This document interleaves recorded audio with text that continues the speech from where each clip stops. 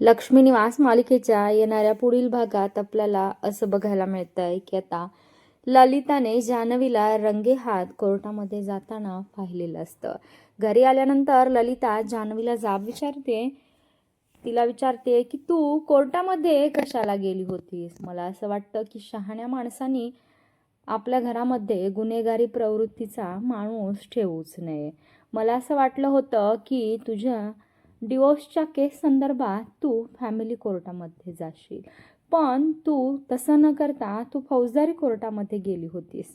आणि तू कुणासाठी गेली होतीस, तुझा घरातला कोण गुन्हेगार आहे ते मला आत्ताच्या आत्ता कळलंच पाहिजे. नाहीतर मी तुला या घरामध्ये आता राहू देणार नाही, असं ललिता जान्हवीला म्हणत असते. जान्हवी आता काय आपला सगळा भूतकाळ ललिताला खरं खरं सांगणार का, हे पाहणं खूप रंजक ठरेल.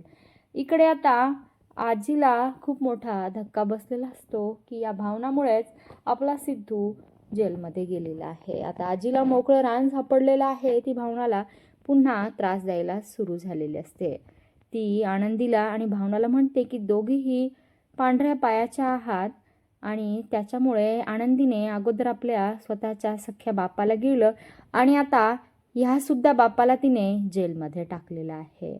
त्यामुळे आता ती भावनाला म्हणते की आता तर माझा सिद्धू या घरामध्ये नाही आहे, तर मला असं वाटतंय की तू ते तुझ्या पोरीला घेऊन हे घर सोडलं पाहिजेस. तुला आता माझ्या या घरामध्ये अजिबात जागा नाही आणि स्थानसुद्धा नाही. माझ्या सिद्धूमुळे तू या घरामध्ये राहत होतीस, पण तू माझ्या सिद्धूलाच या घरातनं काढून टाकलं. आता तुला इथे राहण्याचा काही एक अधिकार नाही आहे.